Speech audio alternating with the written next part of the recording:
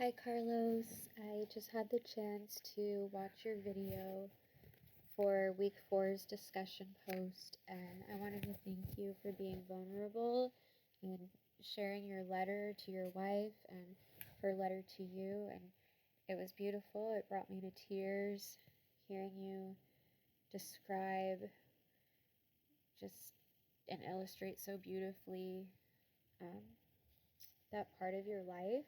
So thank you. Um, For prompt one on fear and avoidance, in what ways did fear influence your actions and decisions? So I believe that fear built a wall, and its intent was to protect you, but it ended up stifling your relationship with your mom and your sisters, and it also created tension within other areas of your life, like because it puts strain on the relationship that your mom had with your daughter and your wife, and losing time, precious time. So that's really challenging, and I'm sorry that it's something that you had to walk through.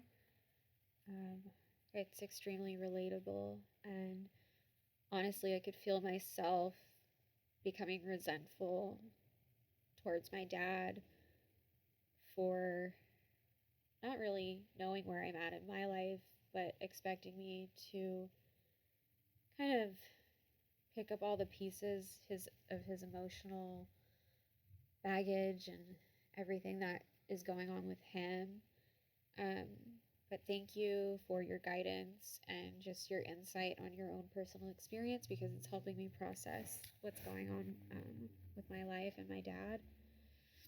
And by you sharing your story, it's allowed me to know, like, I don't want to lose out on time. I need to realize that my dad is going through something extremely challenging, and that he's never been here before and he's going to make mistakes. So having grace and compassion and holding space for that, but then also taking care of myself and knowing, like, I need to also have boundaries and have open communication and share things with him when feelings of hurt are coming up. I need to not let that get in the way of the good times and spending time with him. How do you think fear of confrontation or rejection influences people in conflict?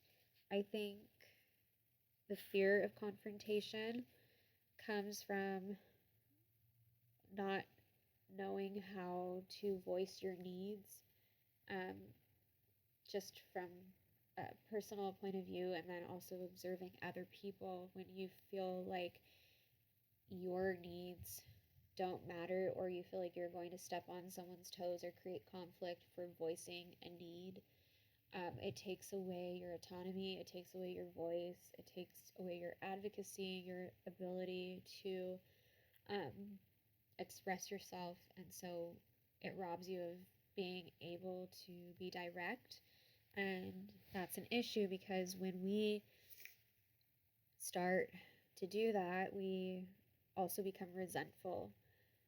Because if we're not voicing our needs, usually what we're trying to do is take care of other people and meet their needs. So we're abandoning ourselves under the badge of, you know, people pleasing. We wear it as a badge of honor, like we are helping someone. But in reality, what we are doing is hiding, and it's out of fear. Um, and I think that the fear comes from being rejected, but then also not knowing how to communicate, because we don't really know who we are, because we've abandoned ourselves so much. We're left with, okay, we're in this strange predicament of not knowing what we want, because we've completely have disregarded a relationship with ourselves to just cater to other people. Unspoken words and regret. What were some of the unintended consequences of my silence and distance? I think some of the unintended consequences were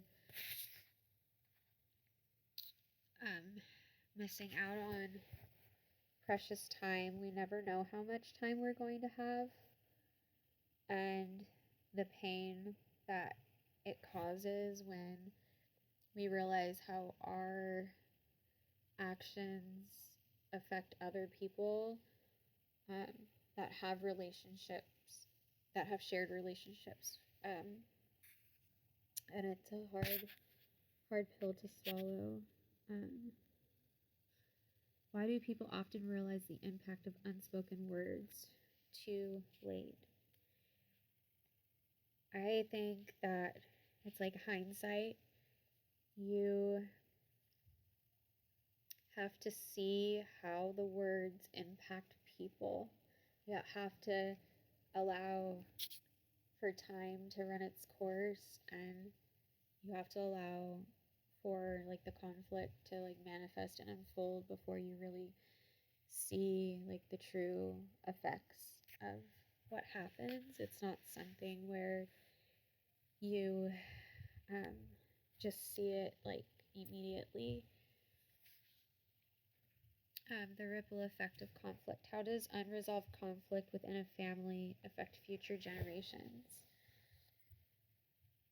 I believe it impacts future generations because it's learned behavior, and so it's like honestly like the framework that's created within the family, and then it turns into a cycle, and that's how things get dealt with. Um, and it just keeps repeating until there's an intervention. The behaviors have to change, and other people need to observe that the behavior has changed, because then people can understand, okay, my family cares about me, I care about them, we're working together to squash these behaviors. We're not going to sit and ruminate in it, but we're going to take action and actually collectively work towards making better choices.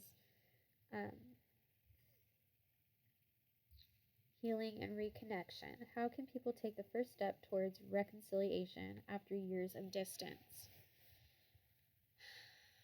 This is something that I've experienced with my dad. We've gone through periods of being in each other's lives and not being in each other's lives.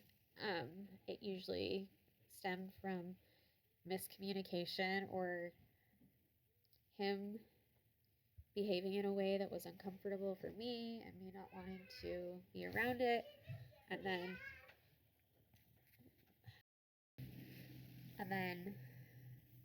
I would take space. And the way that I would approach reaching out to my dad after not having contact would be usually through a text message. I wouldn't just call him randomly out of nowhere, but I would either text him or I would email him and let him know that I was thinking about him and let him know how important he is to me and that I do want to have a relationship and have contact with him, and just ask him how he's been doing, how he's feeling, and where he's at. And it would be reciprocated with forgiveness and just acknowledging that, there was a hard time, but we can still get through it, and we don't have to take, so much space to get through a conflict or get through a disagreement. And then we would choose to talk about things before it would get to that point of just bowing out of each other's lives. So that's something that I would that's something that I would do with my dad, especially when I was younger and um, was really like grappling with a lot of the challenges of first meeting him because he was a stranger, but it was so nuanced because he was my father, and we do have a lot of similarities, and DNA is really weird. So I just kind of it's been a tough road, but we're in each other's lives. We love each other, and we're gonna work really hard on supporting each other. So thank you for sharing your story, and I appreciate everything that I learned from it this week. Thank you.